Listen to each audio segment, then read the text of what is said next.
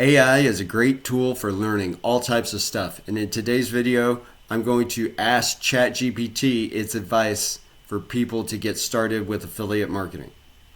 Hi there, my name is Bruce. I've been doing SEO, digital marketing, and affiliate marketing since 2015. I particularly love affiliate marketing. I've had great success with it. I advise companies on affiliate marketing. I do affiliate marketing for myself. And I make these videos to explain it and hopefully show more people how the benefits of promoting other people's products and how easy it is to get started. So let's go see what ChatGPT says and if their advice is good or totally bad. Okay, so I'm sharing my screen now. So I just asked ChatGPT what's the best way to get started with affiliate marketing as a beginner. No fancy prompts, just said, hey, talk to it like a normal person. Understand the basics of affiliate marketing.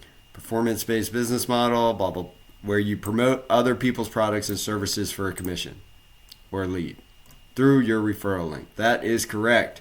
You don't need your own product. This is one of the beautiful things about affiliate marketing. Your job is to drive traffic and build trust with your audience. Yeah, I'd agree with that. I'd say your job is to have an audience or to build an audience and then drive traffic, which is recommending products.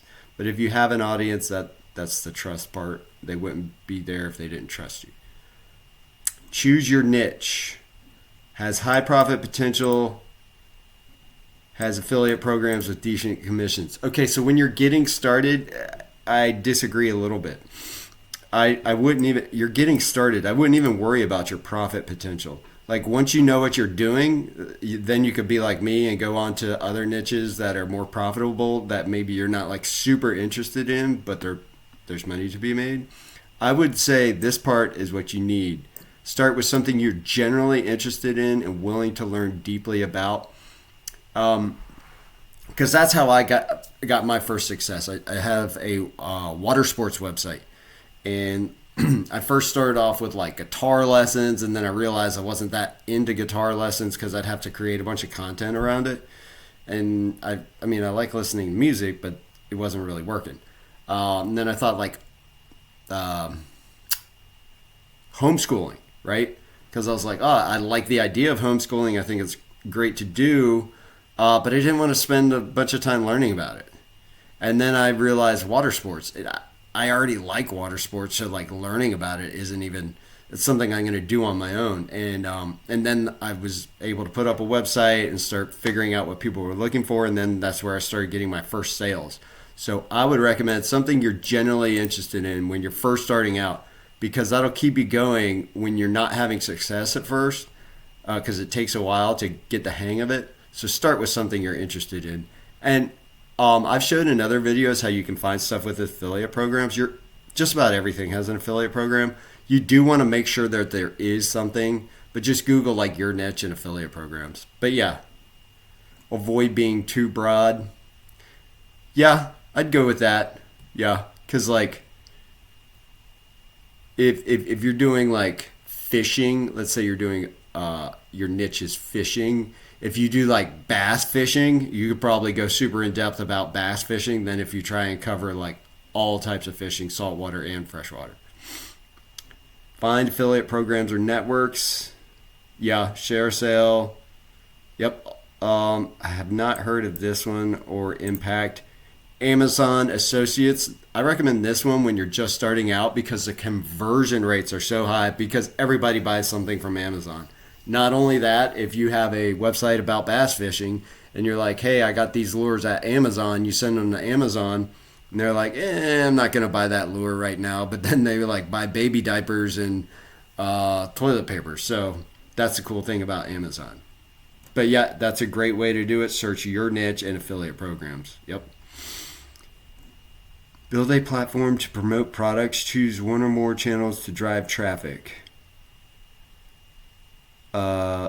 Yep. Okay, so I would kind of not recommend SEO, even though that's what I got into. That's what I'm an expert at. Because going forward, like more people are going to be using AI. I would stick to something like YouTube, social media, an email list, but if you know how to build an email list, you probably already know this stuff. But if you don't know that, an email list is a great way to start affiliate marketing if you because you need an audience, right? Doesn't matter if it's YouTube, social media. It doesn't even matter if you're just a public speaker and you don't even need a website, right? So if you're a public speaker, you could just give them like your affiliate link during a talk or something. That's how cool affiliate marketing is. But yeah, so like it would be these I'd recommend, and then finally a blog. That would be your least good option is the blog. Although in the past that has been the number one option, things have changed now. Create valuable content. Don't just spam affiliate links. Yeah, of course. So like I tell people that you want to create an audience first and then offer them tell them about products that you use. So like you don't even have to really it's like the easiest form of selling. It's like this is what I used. So like this is the bass lure I use. I slay with it all the time. I just catch fish at turn every place I go to in a honey hole using this lure. Something like that.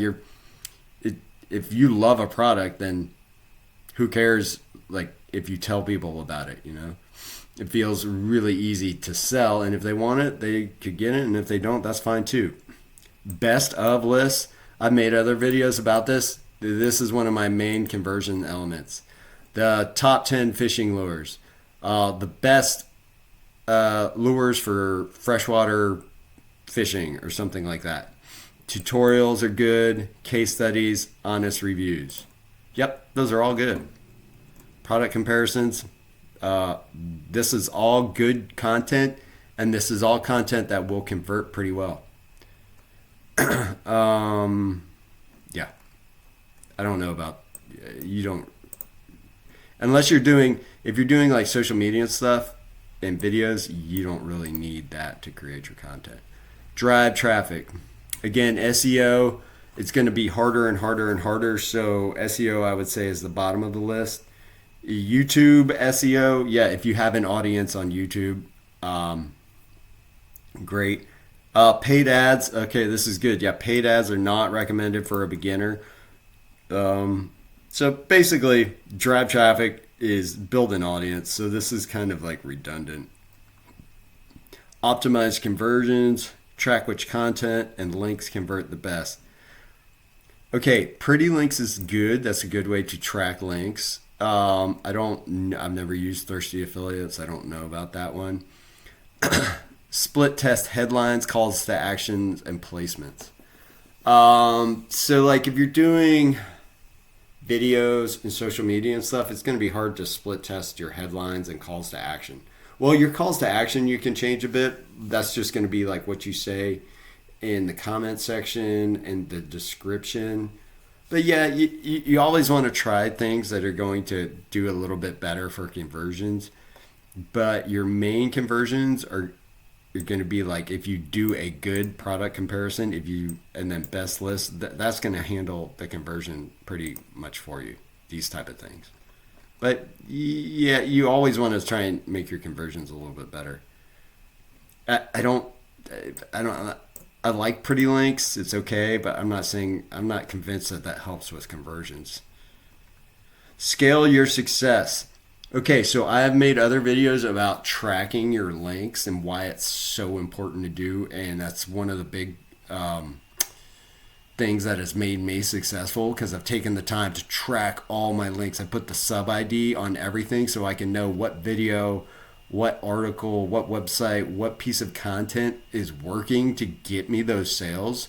So that's why it's so important, because when you see something working, then you double down on that by creating more videos about that topic or going in depth or doing a frequently asked questions or answering people's questions about that topic. That's double down on what works. Yeah. Outsource tasks. Yeah. Content writing is handled all by AI these days. Video editing, I don't know anything about that, but I'm trying to outsource that. So yeah, that's a good idea. Grow an email list. Every smart marketer I've ever known has said that. I've never done it, but you want to do that. Yeah, consider building your own digital product. That's not a beginner move. So don't even worry about that. You're starting out. Just don't forget about that. Is it a good thing to do? For sure. But you don't want to do that yet because you're a beginner. What you want to do is build the audience. This says once you have the audience, right? But this prompt is about stuff for beginners. Start with the niche you understand or learn quickly. Totally agree with that. Start with something you already like, or you know it good enough that you're fine talking about it a lot.